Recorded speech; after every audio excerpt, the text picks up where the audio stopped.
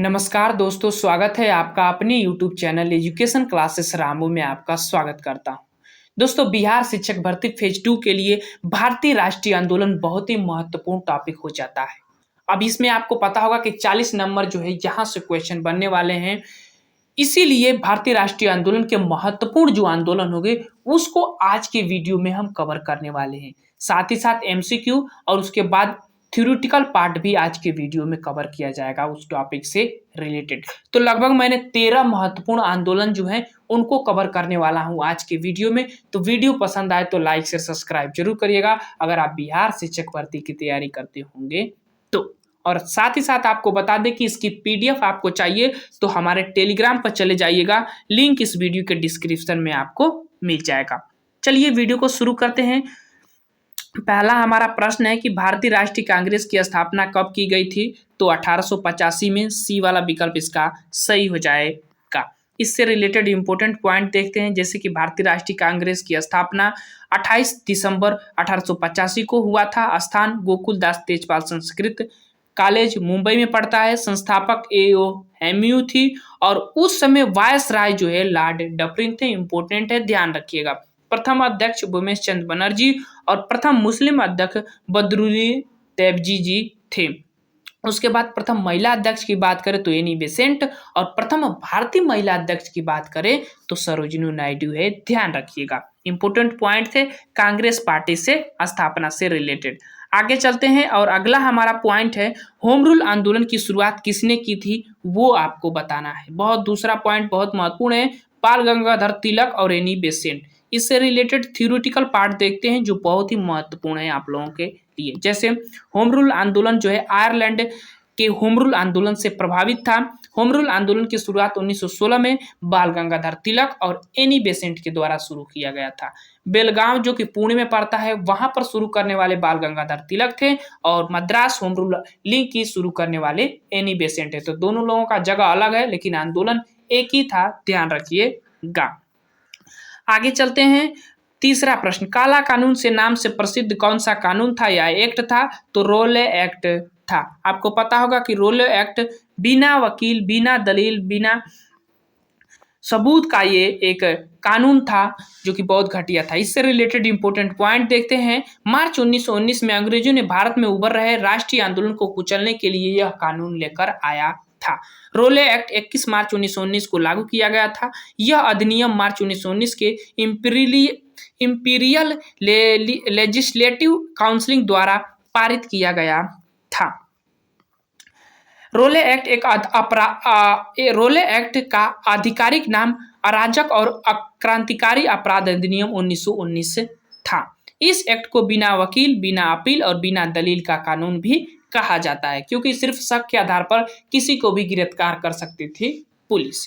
10 अप्रैल 1919 को पंजाब के दो लोकप्रिय नेताओं ने डॉक्टर सत्यपाल और सैफुद्दीन किचलू जो है पुलिस ने गिरफ्तार कर लिया था। दरअसल हुआ क्या था कि ये दो व्यक्ति जो थे पंजाब के, इसके विरोध में आंदोलन कर रहे थे पंजाब में और इन्हीं लोगों को गिरफ्तार कर लिया जाता है पुलिस के द्वारा।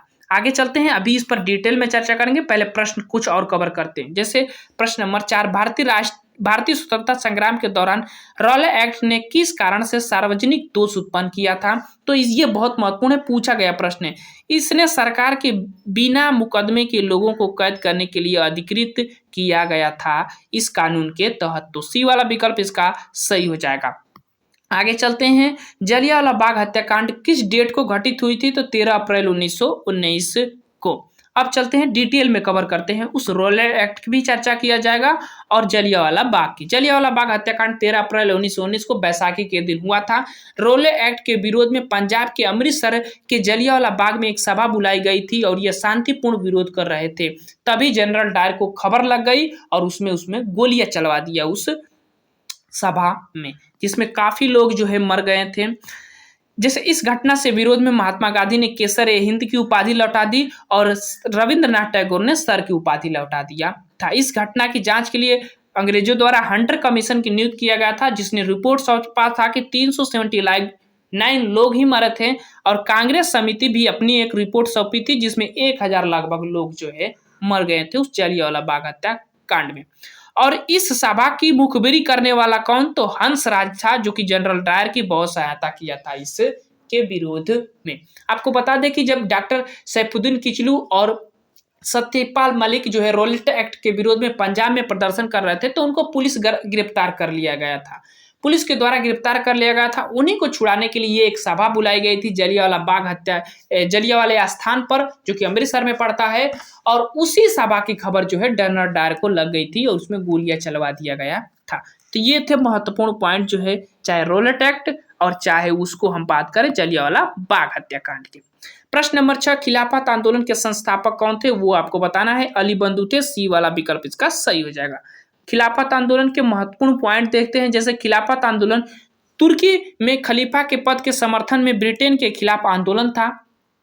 खिलाफत आंदोलन की शुरुआत अली बंधु, जैसे कि शौकत अली और मोहम्मद अली, दो व्यक्ति फेमस थे। इन्होंने 1919 में शुरू किया था। दरअसल मामला क्या था कि जो तुर्की के खलीफा हुआ करते थे, उनको अंग्रेजों ने उनके पद से ही हटा दिया गया था। अब उसी पद के विरोध में, क्योंकि मुसलमानों का ये बहुत खलीफा का पद बहुत ही सर्वोच्च माना जाता है, तो उसी विरोध में जो है इस खिलाफत आंदोलन को शुरुआत जो है भारत में अली बंधुओं ने किया था। तो ये चीजें ध्यान रखिएगा, महत्वपूर्ण पॉइंट है। असहयोग आंदोलन की बात करते हैं। असहयोग आंदोलन कब शुरू किया गया था? तो अगस्त 1920 में। ये वाला विकल्प इसका सही हो जाएगा। आगे चलते हैं, थ्योरेटिकल पार्ट इसका देखते हैं। असहयोग आंदोलन की शुरुआत महात्मा गांधी के द्वारा 1 अगस्त 1920 को शुरू किया गया था। ये डेट बहुत महत्वपूर्ण है, क्योंकि इसी दिन जो है बाल गंगाधर तिलक की मृत्यु भी हो गई थी। तो ये चीजें ध्यान रखिएगा, बहुत इंपॉर्टेंट पॉइंट है। आगे चलते हैं, चौरी चौरा घटना। अब इसी असहयोग आंदोलन के जुड़े हुए ये चौरी चौरा घटना है, जो 5 फरवरी 1922 को हुआ था। ये वाला विकल्प इसका सही हो जाएगा। आगे चलते हैं, इससे रिलेटेड थ्योरेटिकल पार्ट को देखते हैं। जैसे 5 फरवरी 1922 को चौरी चौरा, जो कि गोरखपुर में पड़ता है, में एक हिंसक घटना के कारण गांधी जी ने असहयोग आंदोलन जो है वापस ले लिया था। और डेट भी ध्यान रखिएगा, 12 फरवरी को वो अपना आंदोलन वापस लेते हैं। इस घटना से, चौरी चौरा की घटना ने भीड़ ने पुलिस के थाने को जला दिया, जिसमें 22 लोगों की जो है मृत्यु हो गई थी।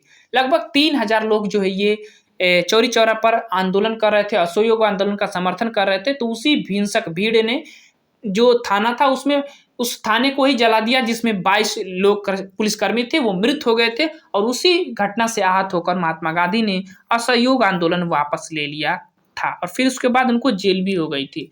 वर्ष 1928 में भारत में आए उस कमीशन का नाम बताइए, जिसका उद्देश्य भारत की संवैधानिक व्यवस्था में सुधार करना था। कौन सा कमीशन था 1928 में आया था? तो साइमन कमीशन। डी वाला विकल्प इसका सही हो जाएगा। इससे रिलेटेड इंपॉर्टेंट पॉइंट देखते हैं। इस कमीशन की नियुक्ति ब्रिटिश प्रधानमंत्री द्वारा 1927 में सर साइमन के नेतृत्व में किया गया था, इसीलिए इसका नाम भी साइमन कमीशन था। इस कमीशन में 7 सदस्य थे और वर्ष 1928 में ये भारत आए थे। मुख्य कार्य इनका था भारत की संवैधानिक व्यवस्था में सुधार करना था। साइमन कमीशन में कोई भी भारतीय सदस्य नहीं था, इसीलिए भारतीयों ने इसका बहुत बढ़ चढ़कर विरोध भी किया, और इस कमीशन को व्हाइट कमीशन के भी नाम से जाना जाता है। गो बैक साइमन के भी आंदोलन लगे थे। 10 प्रश्न के किस कांग्रेस अधिवेशन में 31 दिसंबर 1929 को पूर्ण स्वराज, बहुत इंपॉर्टेंट पॉइंट है, पूर्ण स्वराज की घोषणा हुई थी? तो किस आंदोलन में? तो लाहौर के आंदोलन में। सी वाला विकल्प जो है सही हो जाएगा। प्रश्न नंबर 10वां का इससे रिलेटेड इंपॉर्टेंट पॉइंट देखते हैं। जैसे पूर्ण स्वराज की अगर हम बात करें, तो पूर्ण स्वराज का प्रस्ताव 1929 में भारतीय राष्ट्रीय कांग्रेस और कांग्रेस के लाहौर अधिवेशन में पारित किया गया था। वर्ष 1929 के कांग्रेस के लाहौर अधिवेशन के अध्यक्ष जो है पंडित जवाहरलाल नेहरू थे। तो स्टेट को भी ध्यान रखिएगा, कई बार एग्जाम में पूछा गया है। आगे चलते हैं, 11 प्रश्न। सविनय अवज्ञा आंदोलन जो है शुरू किया गया था, कब किया गया था, वो आपको बताना है। सविनय अवज्ञा आंदोलन, तो सविनय अवज्ञा आंदोलन जब नमक बनाकर कानून तोड़ दिया जाता है दांडी यात्रा के समय, तो 12 मार्च 1930 को। चीजें ध्यान रखिएगा। आगे चलते हैं, इसके थ्योरेटिकल पार्ट को देखते हैं। देखिए, सविनय अवज्ञा के आंदोलन की शुरुआत जो है महात्मा गांधी के नेतृत्व में 12 मार्च 1930 को दांडी मार्च के साथ की गई थी। अब यहाँ पर देखिए एक इम्पोर्टेंट पॉइंट है, इसमें 31 जनवरी 1930 को गांधी जी ने अंग्रेजों के सामने 11 सूत्री मांगे रखे थे, जिसमें उस समय जो है वायसराय लॉर्ड इरविन थे, और इनका परिणाम था कि ये जो है गांधी जी के 11 सूत्री मांगों को वो नहीं माने थे, जिसकी वजह से गांधी जी ने डांडी मार्च शुरू कर लास्ट में जब हमारा डांडी मार्च शुरू होता है तो नमक बनाकर तोड़कर सविनय अवज्ञा आंदोलन जो है शुरू कर दिया जाता है। इसका परिणाम होता है जो 11 सूत्री मांगों को जो है अंग्रेजों के द्वारा नहीं माना जाता है। तो इस पॉइंट को भी ध्यान रखिएगा। जैसे देखिए ये गांधी जी की 11 सूत्री मांगे थी। गांधी जी की पहली मांग थी कि भूमि पर में 50% की कमी की जाए। दूसरी मांग थी कि नमक कर खत्म किया जाए तथा सरकार का नमक का पर एकाधिकार खत्म हो। तटीय संचार पर भारतीयों के लिए आरक्षण दिया जाए। रुपया अष्टल विनिमय अनुपात को कम किया जाए। सरकार देसी कपड़ा उद्योगों को संरक्षण प्रदान करे। सैनिक खर्च पर 50% की कमी की जाए। सिविल प्रशासन पर होने वाले खर्च में 50% की कमी की जाए और मादक द्रव्यों पर पूर्णतः रोक लगाया जाए। सभी राजनीतिक कैदियों को रिहा किया जाए। सीआईडी में परिवर्तन किया जाए और अंतिम मांग थी कि आर्म्स एक्ट में परिवर्तन, जिससे नागरिक अपनी सुरक्षा के लिए हथियार रख सके। ये जो है 11 सूत्री मांगे जो है गांधी जी के द्वारा रखी गई थी। अब जब गांधी जी 11 सूत्री मांग रखेंगे तो गांधी जी ने 41 दिन तक अपनी इस मांगों पर सरकार की प्रतिक्रिया का इंतजार किया था, किंतु कोई भी सकारात्मक प्रक्रिया न मिलने पर उन्होंने 12 मार्च से डांडी मार्च जो है प्रारंभ कर दिया था। आगे चलते हैं। 12वां प्रश्न है कि प्रथम गोलमेज सम्मेलन किस स्थान पर आयोजन किया गया था, वो आपको बताना है। तो लंदन में। बी वाला विकल्प इसका सही हो जाएगा।